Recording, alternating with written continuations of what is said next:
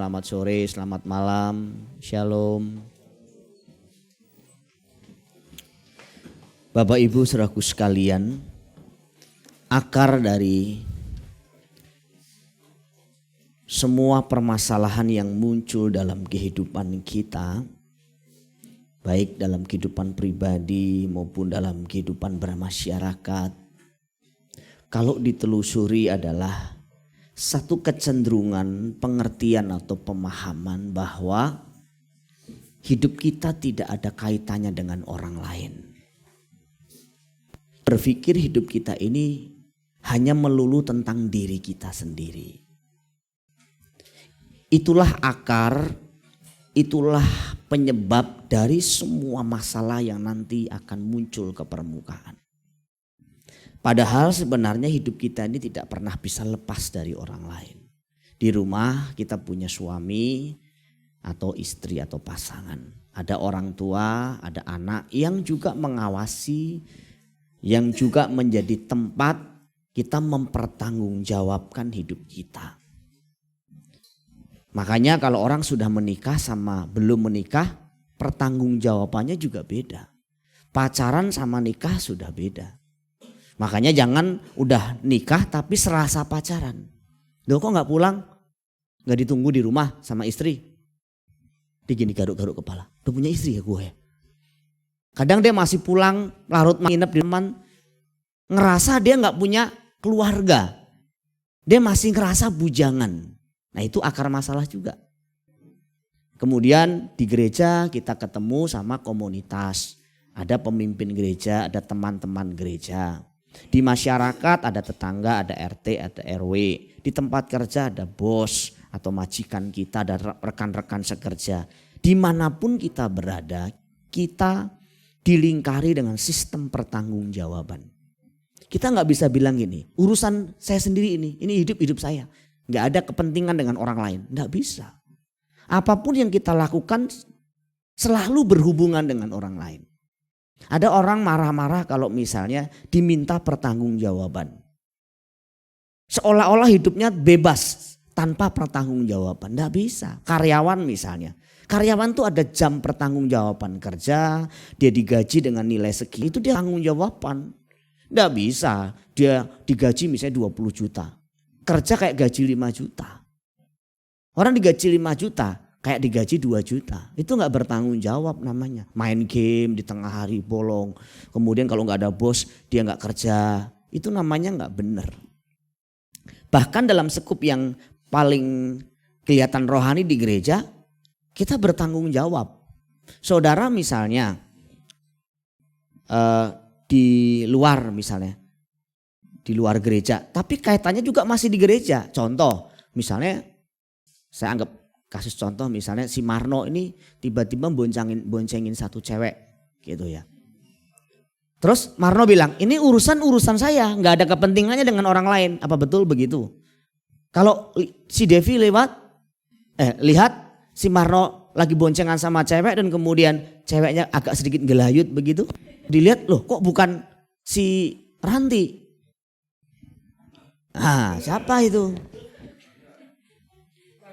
Terus Marno gak bisa bilang ini hidup gue mau apa lo? Gak bisa. Kamu mempertanggungjawabkan hidupmu kepada masyarakat, kepada teman-teman gereja. Hidup kita begitu saudaraku sekalian. Jadi gak ada orang yang benar-benar bebas, independen tanpa ikatan orang lain. Di dunia ini gak ada. Selama kita masih ada di dunia ini, kita terikat dengan sistem pertanggungjawaban. Nah kalau kita gak ngerti ini, kita mau semaunya sendiri. Banyak orang itu begitu. Dia mau cari gereja-gereja misalnya yang besar. Supaya seminim mungkin pertanggungjawabannya dia gak dapat. Misalnya gini, aku gak datang, aku mau datang ke gereja gak datang. Atau datang gak ada yang ngusik hidupku. Ada orang begitu kan. Mencari gereja besar dengan tujuan aku datang atau gak datang gak ditadi usik. Aku mau bawa cewek lain, aku mau bawa selingkuhan juga gak ada yang tahu. Kenapa? Menghindari pertanggungjawaban.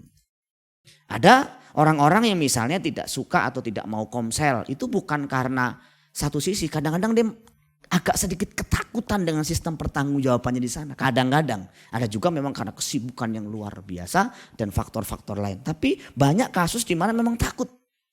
ditanyain. Misalnya usianya sudah di atas 40. Ditanya, istrinya mana kok gitu ya. Atau suaminya mana Ci? Belum punya pasangan. Dia kalau ngomong belum punya pasangan malu, gak enak. Kenapa malu, kenapa gak enak? Ngomong apa adanya. Ya saya sendiri, saya belum menikah. Bangga dong, saya belum menikah. Kenapa? Ada yang salah dengan tidak menikah atau belum menikah? Tidak usah malu, tidak usah merasa rendah. Mungkin itu satu panggilan terhormat untuk dia melayani, mengabdikan diri kepada Tuhan. Kalau dia orang yang tidak mampu, gak punya apa-apa, ketemu reunian teman-teman SMA dulu atau SMP, itu kayaknya agak minder-minder, itu cenderung menghindari ya pertemuan alumni atau reunian. Tapi kalau coba dia kaya, dia terkenal, dia banyak duit, malah yang ngajak ketemu kalau perlu. Mau ngapain? Mau menunjukkan nih gue udah sukses nih loh. Kalau perlu bawa istrinya yang cantik, suaminya yang ganteng, yang kaya raya. Mau nunjukin gue udah sukses nih. Tapi kalau enggak punya apa-apa, sebisa mungkin menghindari pertemuan-pertemuan bersama yang di sana ditanyain sesuatu. Itu namanya sistem pertanggungjawaban. Kita perlu mengerti bahwa kekristenan tidak didesain, tidak diatur oleh Allah bertumbuh dalam olah diri. Tetapi dalam interaksi yang disebut saling dengan sesama anggota tubuh Kristus. Inilah yang membedakan kekristenan dengan ajaran kepercayaan lain di dunia ini. Kepercayaan lain di dunia ini semakin menyendiri sendiri, semakin rohani. Bisa 30 hari gak makan, gak keluar kamar, rohani. Jadi semakin dia tidak bertemu dengan orang, kepercayaan di luar Kristen semakin rohani. Kekristenan tidak diajarkan demikian. Ada waktu-waktu di mana kita menyendiri berdoa bersama dengan Tuhan. Yesus ada waktunya pagi-pagi benar dia menyendiri bersama dengan Tuhan. Kadang malam semalaman suntuk dia bersama dengan Bapaknya dalam kesendirian. Tetapi dia bukan orang yang mengisolir diri. Dia berinteraksi dengan orang berdosa. Setiap hari dia mengunjungi orang-orang, melayani orang-orang. Hidupnya selalu bersentuhan dengan orang-orang. Jadi kalau ada orang Kristen yang cenderung mengisolasi diri, menarik diri, tidak mau berinteraksi dengan orang lain, dia menyalahi hukum pertumbuhan Kristen. Dan mustahil untuk bisa menjadi pribadi seperti Yesus Kristus. Yesus Kristus kalau sudah membaca dalam 4 kitab Injil selalu bersentuhan dengan orang. Bersentuhan dengan orang-orang berdosa, bersentuhan dengan pemungut cukai, para pelacur. Bukan pergi ke pelacuran, tetapi dengan para pelacur artinya dengan orang-orang yang memang membuka diri untuk bertobat. Yesus bersentuhan dengan orang-orang sakit. Yesus bersentuhan dengan orang-orang ahli-ahli Taurat. Orang-orang yang memang secara ilmu agama tinggi dan masih menanyakan sesuatu kepada Yesus seperti Nikodemus. Yesus selalu berinteraksi sama orang-orang. Yesus bukan pribadi yang kalau sekarang seperti pendeta yang selesai khotbah langsung belum khotbah tidak muncul ke permukaan. Kayaknya enak juga loh gitu. Saya pernah punya cita-cita dulu begitu. Kenapa? Karena ada pendeta juga begitu. Pendeta yang waktu pas acara ibadah pujian penyembahan belum ada. Lihat kanan kirinya belum ada loh pendetanya. Tapi waktu sudah mulai lagu terakhir, lagunya pun harus diulang-ulang. Pernah saya memimpin pujian, pendetanya belum muncul, dikasih kode. Artinya diulang lagi. Ref. Lebih dalam lagi ku rindu kau Tuhan, lebih dari segala yang ada. Mari lagi suruh lagi. Muncul juga nih orang. Tapi selesai ibadat langsung hilang juga. Wah itu kayaknya saya dambakan juga loh. Kehidupan seperti itu kayak lebih berwibawa gitu. Ya dong saudara, kalau ketemu saya hanya sekedar sesekali tanpa melihat celah saya, cacat saya, keluarga saya, kelemahan saya jauh lebih bagus kelihatan di hadapan saudara. Wow pendeta kita ini kayaknya suci banget, kudus banget. Shalom alaihim. Alaihim shalom. Jadi kesan kesan begitu berwibawa, begitu terhormat. Tapi waktu saudara ngelihat keluarga saya, ngelihat saya ke mall makan nonton bareng teman-teman. Pendeta kita manusia biasa juga ya. Ternyata makan juga ya. Ya makan. Ternyata nonton juga. Nonton biasa. Ternyata pendeta kita ini juga bisa marah ya. Bisa. Nah waktu sudah melihat saya tidak seperti pendeta-pendeta dalam pikiran mistik saudara bahwa pendeta itu jauh dari keduniawian, jauh dari mall, jauh dari TV, jauh dari media sosial. Nah ketika saudara melihat, loh pendeta kita hari ini pakaiannya beda ya.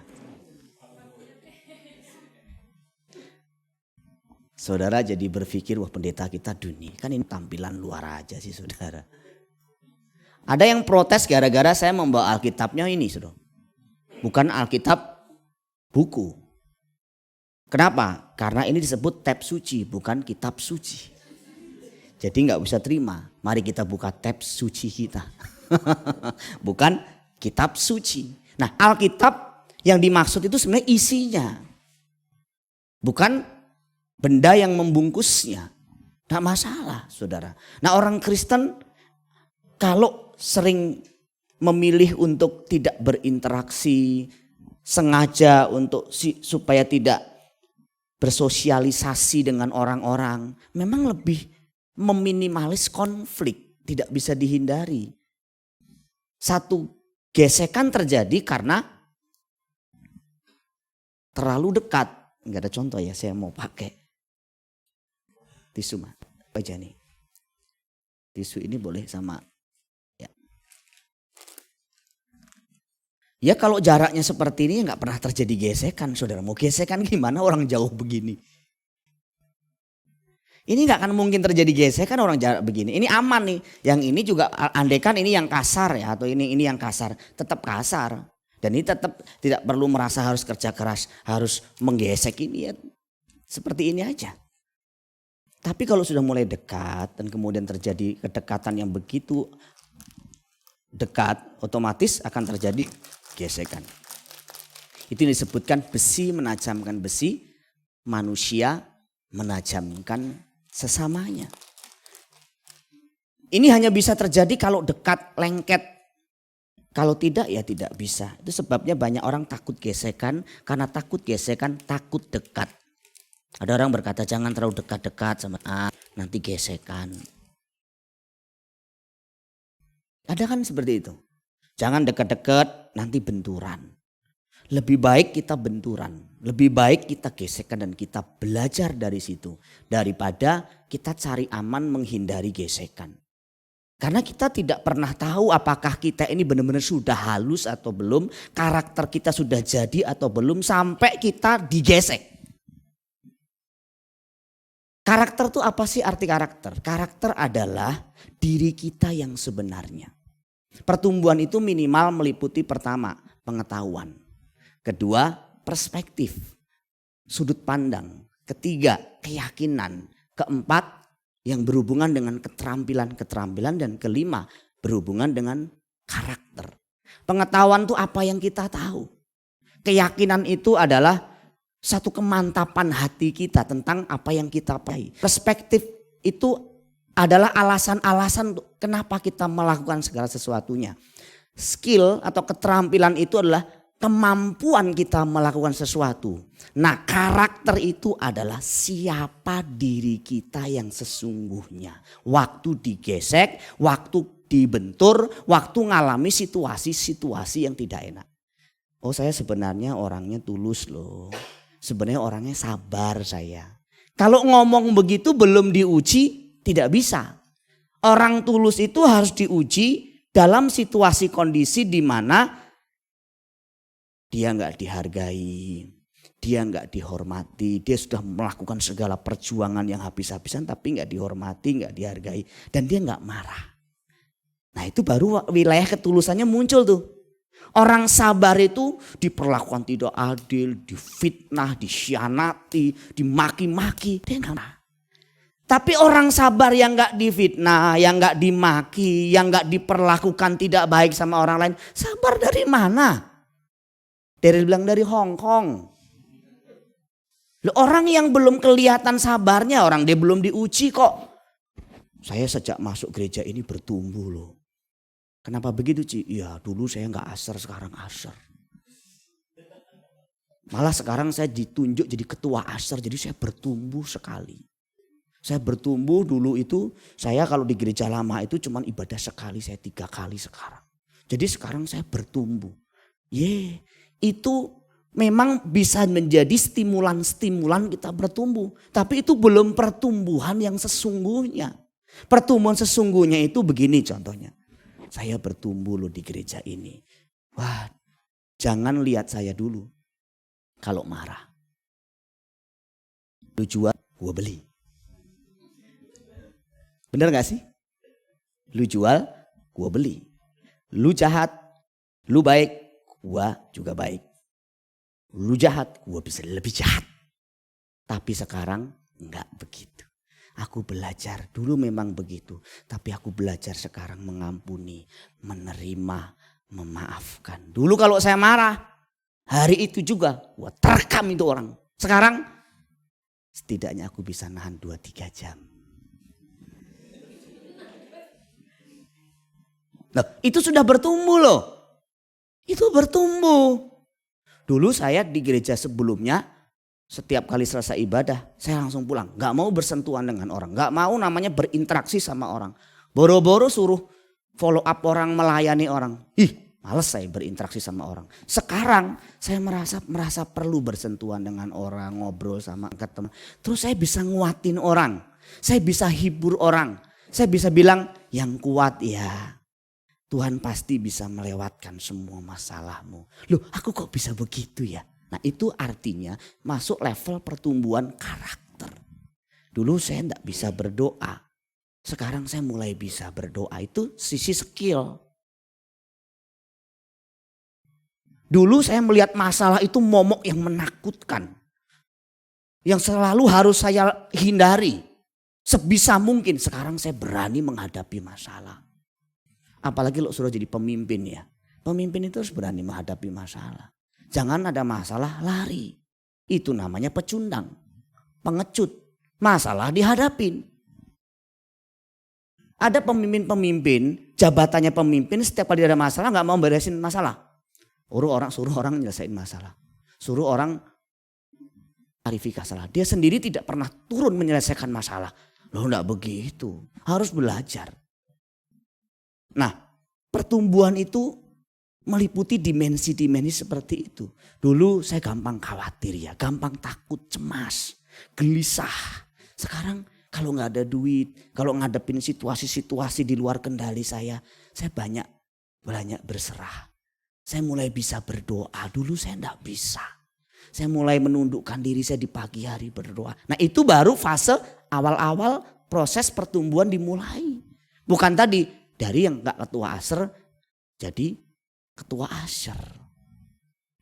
Walaupun saudaraku sekalian ibadah, kegairahan ibadah itu menjadi salah satu indikator juga bagi kita untuk bertumbuh. Dulu saya ibadah sekali saja muals.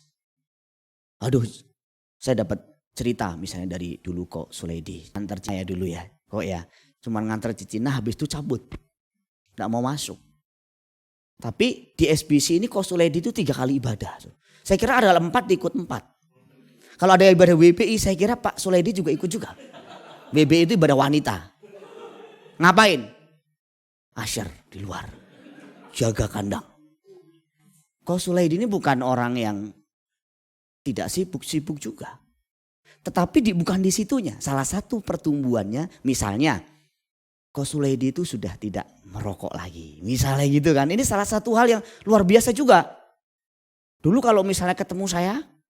Misalnya ini contoh lagi. Terus kok ya Pak. Sekarang kan gak begitu lagi ya kok ya. Itu kan pertumbuhan. Salah satu bentuk pertumbuhan itu. Ada ya satu kali jemaat. Dulu kalau saya, hei, oh ya Pak, ya, masukin. Busu. Itu apaan tuh?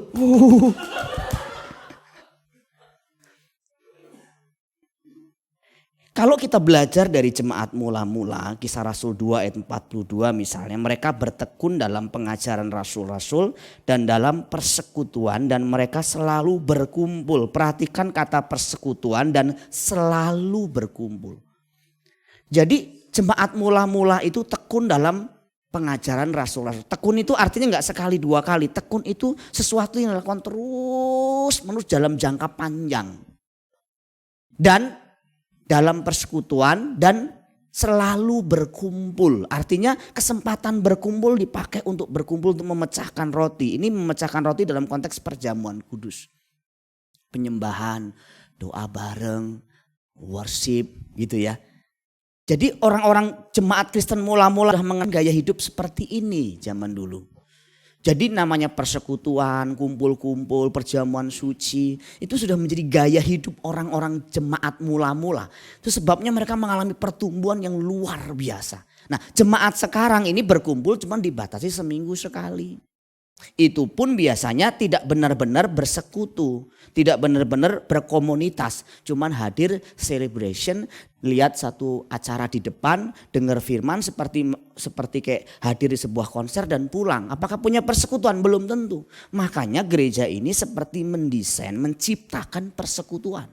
Makanan itu salah satu yang kita ciptakan. Kopi salah satu yang juga kita ciptakan. Komsel salah satu yang kita ciptakan. Gereja hanya bisa memfasilitasi bahwa kita ada fasilitasnya. Kalau sudah ada fasilitasnya boleh diambil, boleh nggak diambil. Silahkan kita berambil.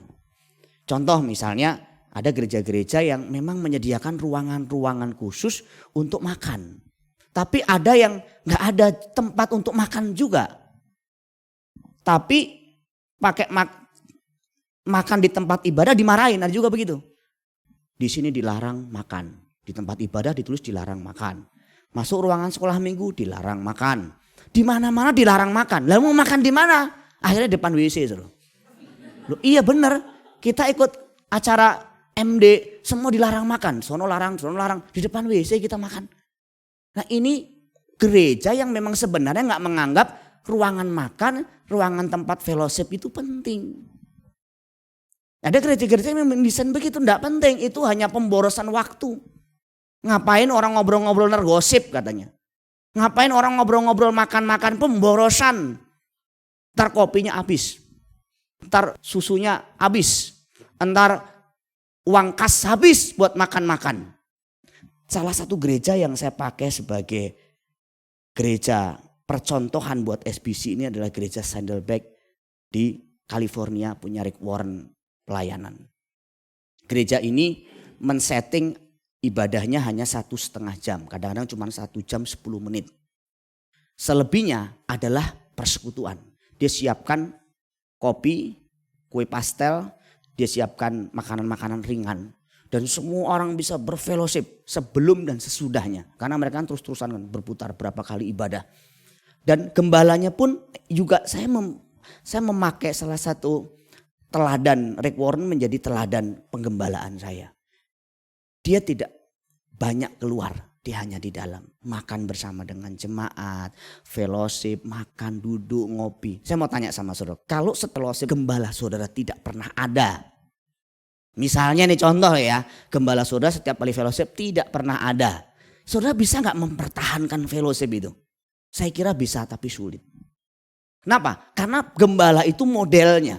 Kalau gembala tidak memberikan satu percontohan, bagaimana sih persekutuan itu, bagaimana sih fellowship itu, bagaimana sih namanya mengutamakan persekutuan itu gimana. Kadang walaupun saya pergi jauh, pelayanan jauh, sebisa mungkin tuh saya bilang sama Agung, cepat yuk ulang yuk. Supaya kita bisa ngopi sama teman-teman, kita ngobrol. Kenapa? Bagi saya persekutuan itu penting sekali. Lebih penting dari khotbah saya di luar. Tapi kalau orang menganggap persekutuan gak penting, ya sudah. Gak penting. Makanya gak disiapkan tempatnya, gak disiapkan makannya, gak disiapkan fasilitasnya. Orang langsung bubar. Orang gak ada kok mau gimana. Tapi kalau ada tertahan.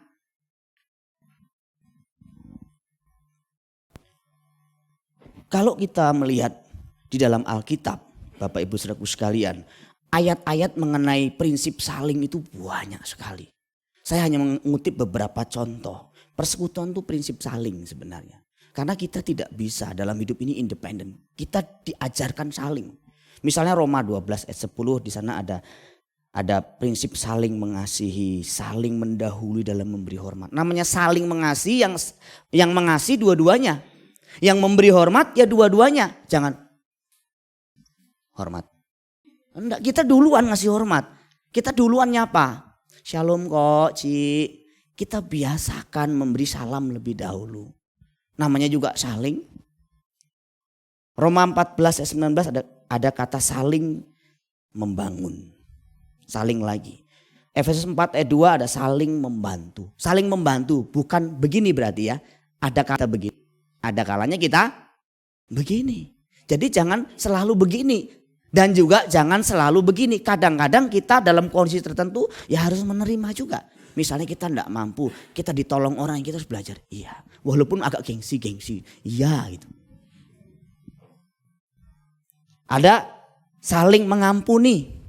Berarti bukan satu sini ngampuni, sini nggak ngampuni. Ya harus belajar saling mengampuni, dua-duanya. Saling membangun. Berarti bukan satu orang yang pasif dibangun terus. Ya, Kang Kuat ya, gereja ya, komsel ya, dorong terus. Datang ya, komsel ya, lama-lama depan ada kolong, ada jurang, masuk jurang dia. Jadi harusnya itu ya kita satu kali didorong. Kemudian balik dorong. Ya kamu juga ya gitu. Ya kamu juga ya. Ya harusnya kan begitu ya. Jangan orang mau terima saja, nggak boleh. Dalam hidup ini kita harus banyak saling.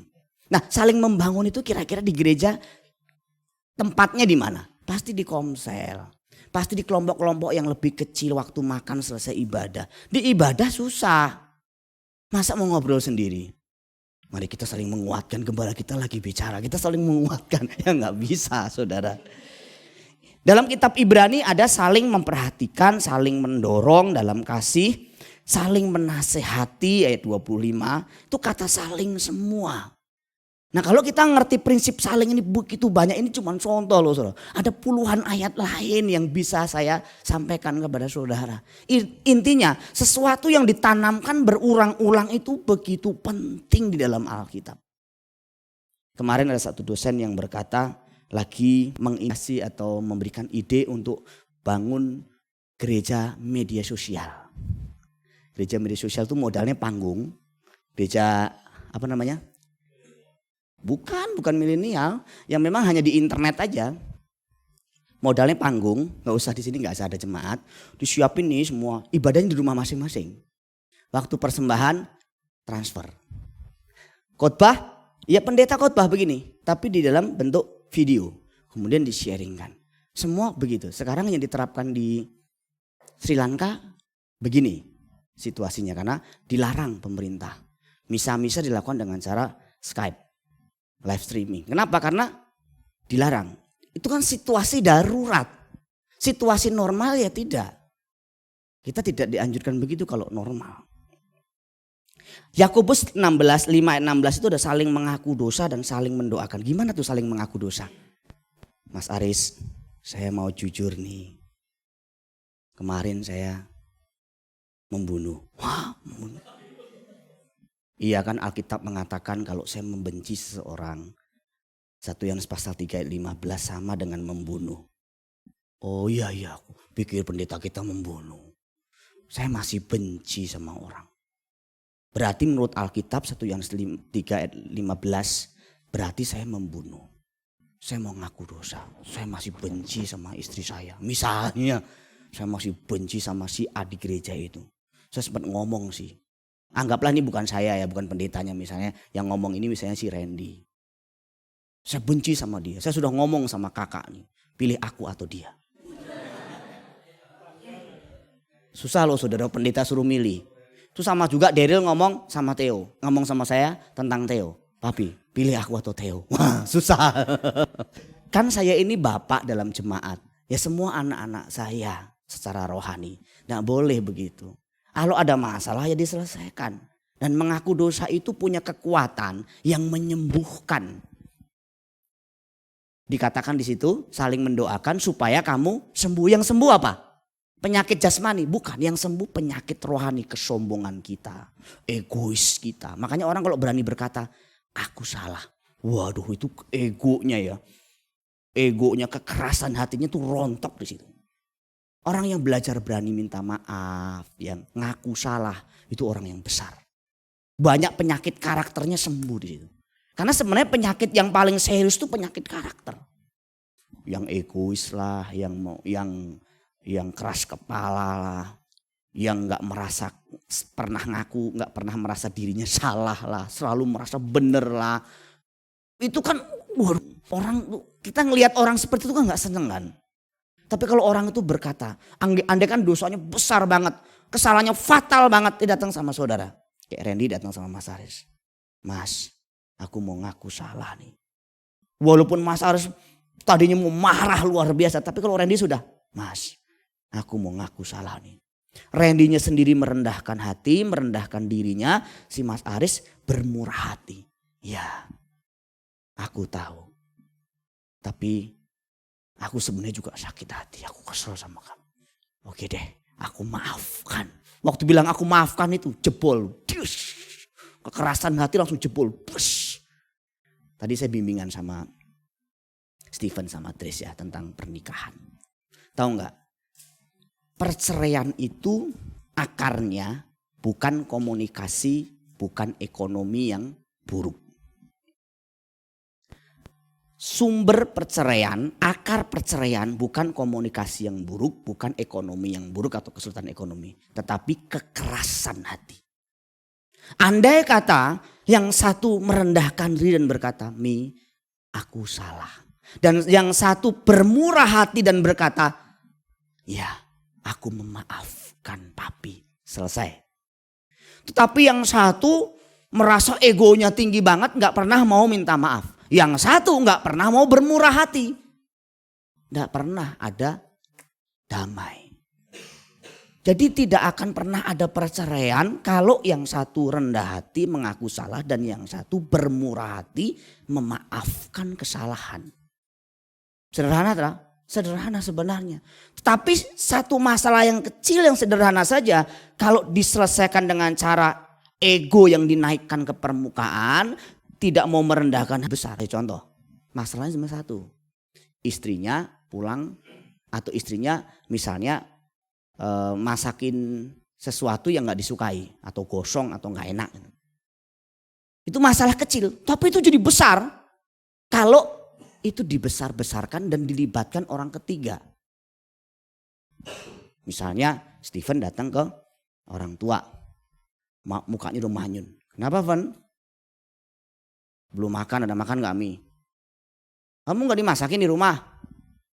Masakin sih, gak enak. Gak suka aku. Kenapa? Kamu ada masalah sama Tris?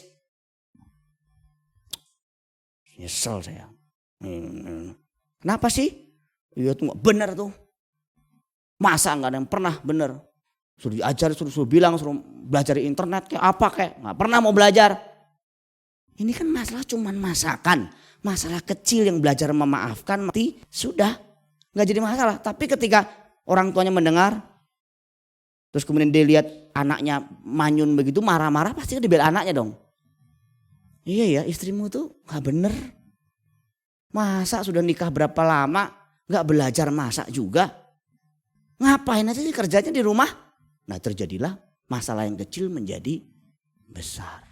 Contoh lagi Tris pulang ke rumah dalam kondisi muka ditekuk-tekuk. Maminya bilang, kenapa Tris? Gak ada apa-apa. Gak ada apa-apa kok muka begitu. Mana Stephen? Gak ikut. Kamu marahan? Ah capek Mi aku. Ada apa sih?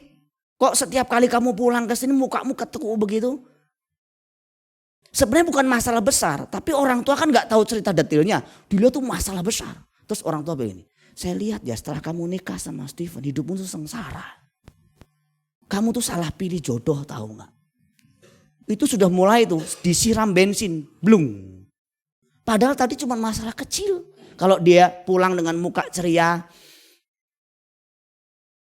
Tris, tumben main. Stephen mana? Di rumah Mi. Gimana semua baik-baik saja? Baik Mi. Ada masalah? Ya ada lah Mi masalah namanya juga kita dalam pernikahan. Tapi semua selesai Mi. Semua beres. Walaupun ada satu masalah yang belum kelar. Tadi baru mulai dan waktu ke rumah masih belum kelar. Tapi masalah-masalah yang lain dulu kelar semua. Yang diceritakan ya masalah yang dulu. Udah kelar Mi semua masalah-masalah dulu kelar. Baik-baik semua? Iya baik-baik. Mamanya lihat, ini putriku bahagia menikah sama Steven. Kamu tuh beruntung lu nikah sama Steven ya. Kamu saya lihat sekarang lebih bahagia gitu loh. Mukamu lebih seger, sukacita gitu loh. Kamu tuh orang untung kamu nikah sama Steven.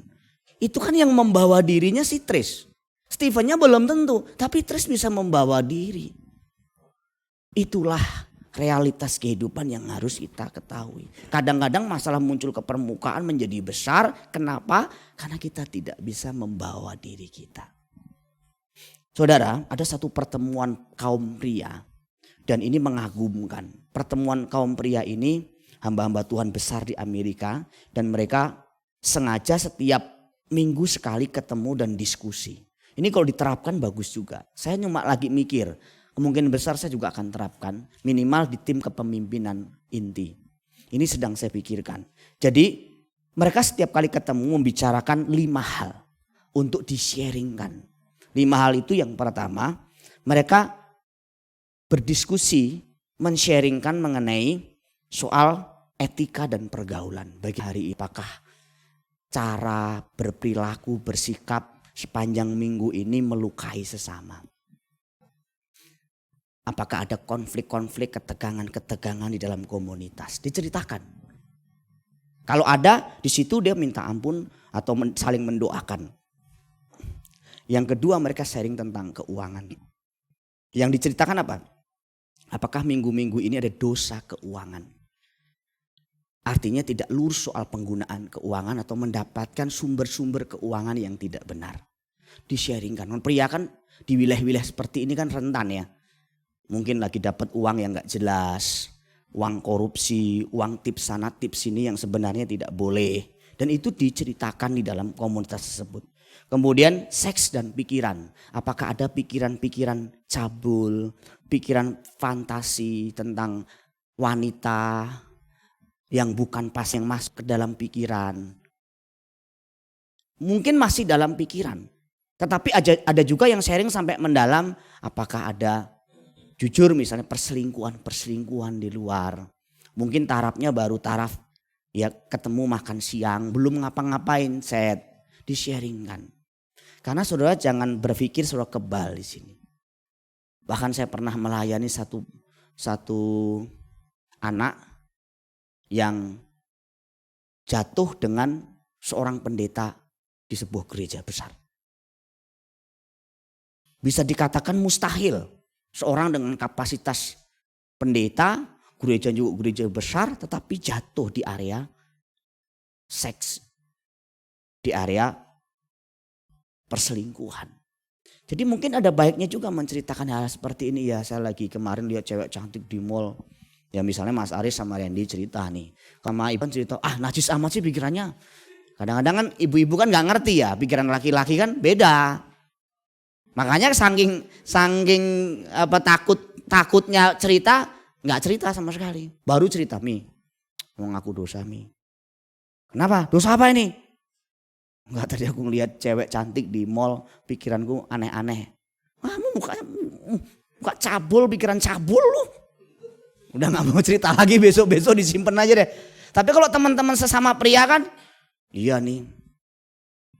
Kalau dulu ya pemusik gitu zaman dulu waktu di gereja dulu itu kadang-kadang saya masih perhatiin nih kalau di sini kayaknya sudah nggak ada ya.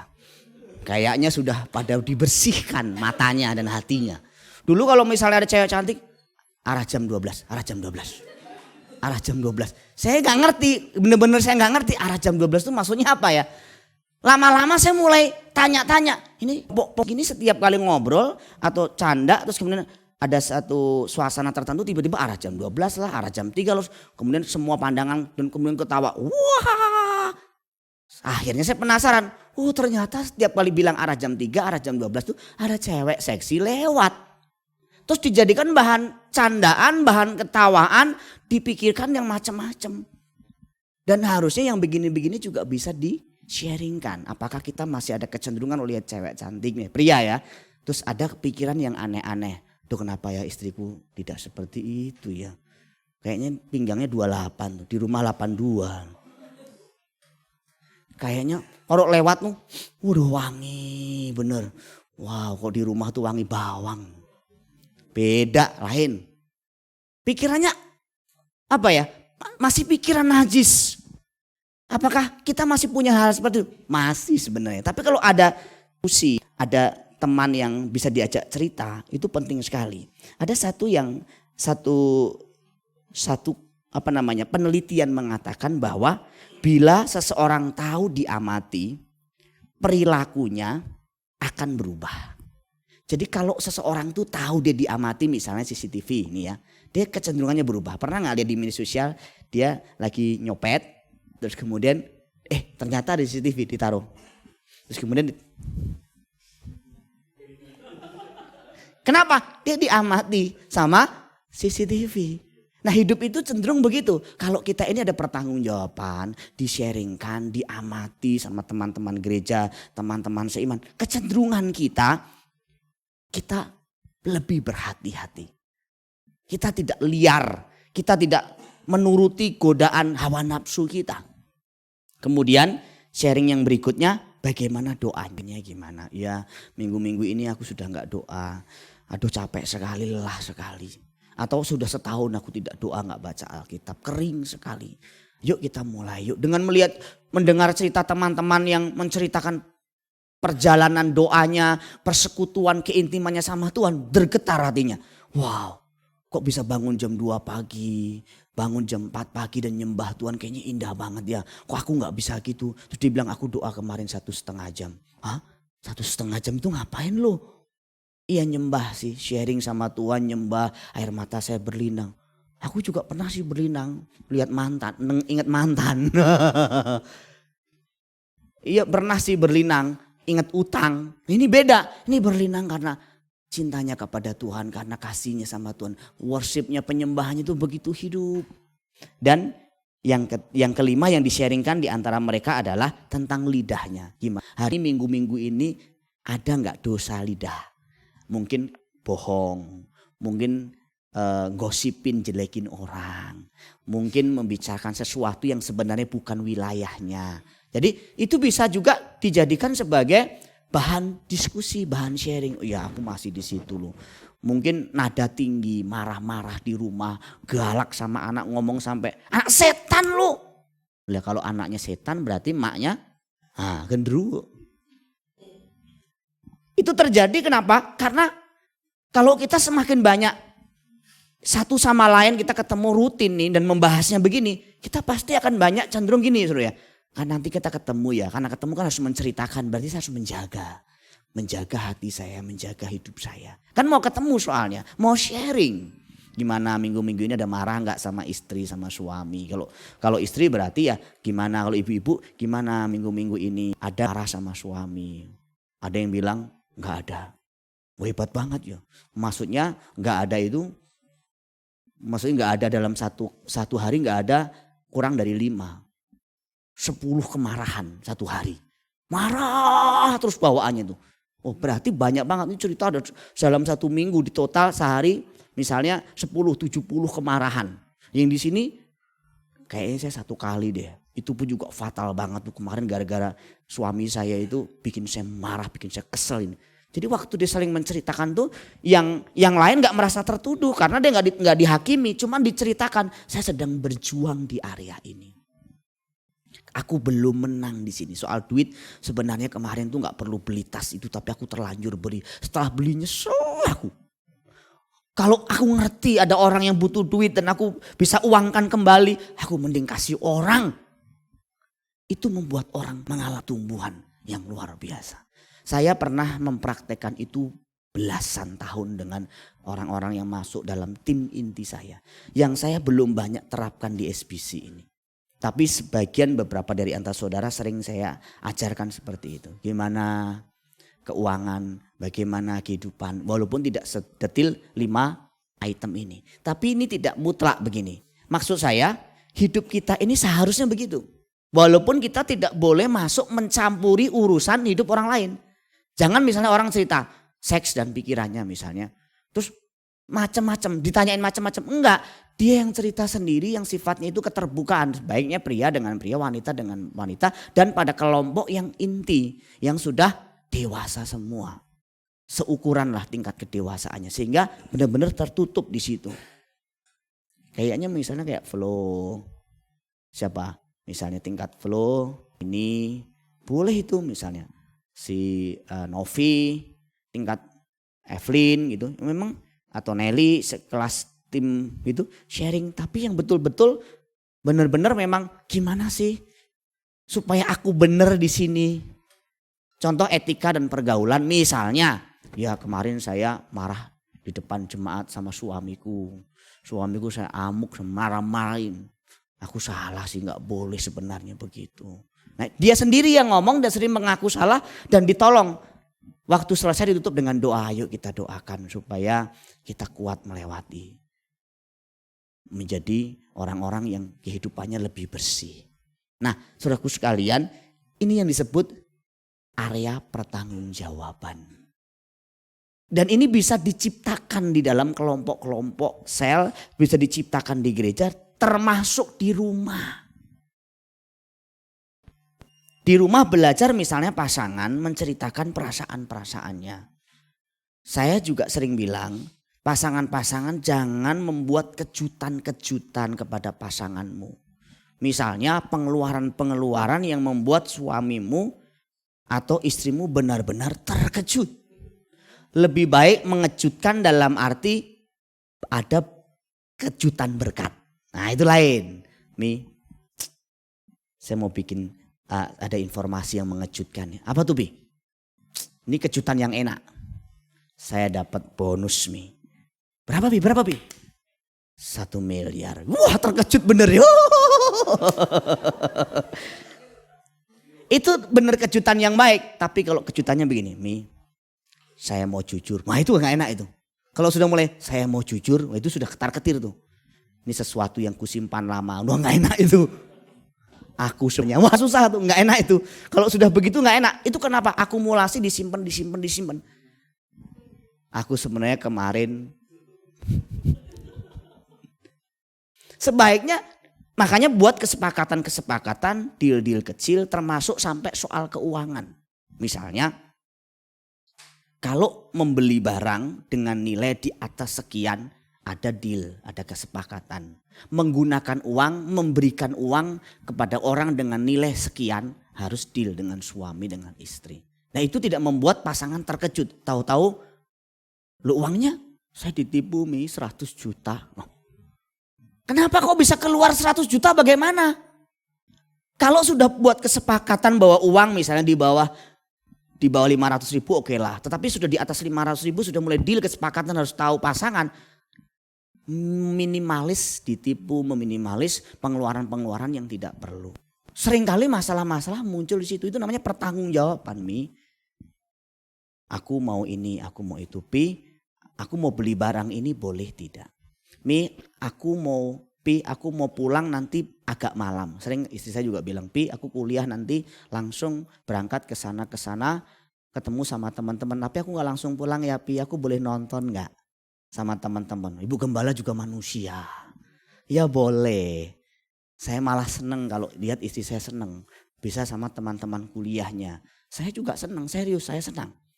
Jangan malah, enak ya kamu nonton ya. Saya di rumah sendiri. Enak bener kamu. Jangan begitu. Harusnya kita, mungkin bosen istri saya di rumah seharian. Ketika ada kesempatan jalan harus malah didukung. Ya. Loh saya gak ngomong berlebihan, memang saya begitu tanya sama yang bersangkutan. Loh saya kan kalau pernah satu kali unsur pelayanan juga, Pi aku boleh gak nginep di rumah A, di rumah B bantu ini anaknya, ada jemaat dulu anaknya 3 berderet. Jadi wah urusannya ribet sekali, dia harus nginep berhari-hari. Nah saya ngurus anak 2 di rumah, termasuk masak, nganter, sekolah macam-macam. Ya demi istri bisa melayani lebih baik orang lain, saya berkorban. Itu juga pertanggungjawaban, dia ngomong dulu. Jangan tiba-tiba, loh kok gak pulang Mi? Aku pelayanan Pi. Loh kok gak pulang? Aku pulang malam Pi, lanjut nonton tadi. Tak boleh begitu. Minimal kasih tahu. Anak-anak pun diajarin. Sayang, pulang di atas jam 9. Harus informasikan ke orang tua, Pi, aku pulang terlambat di atas jam 9. Dan seterusnya. Itu sistem yang dibangun di rumah, di pelayanan. Kalau nggak datang doa, pemimpin, pengurus, pemberitahuan lah. Ngomong lah. Nggak ibadah, ngomong. Maka anggota selnya, aku nggak datang ibadah ya hari ini, badanku meriang.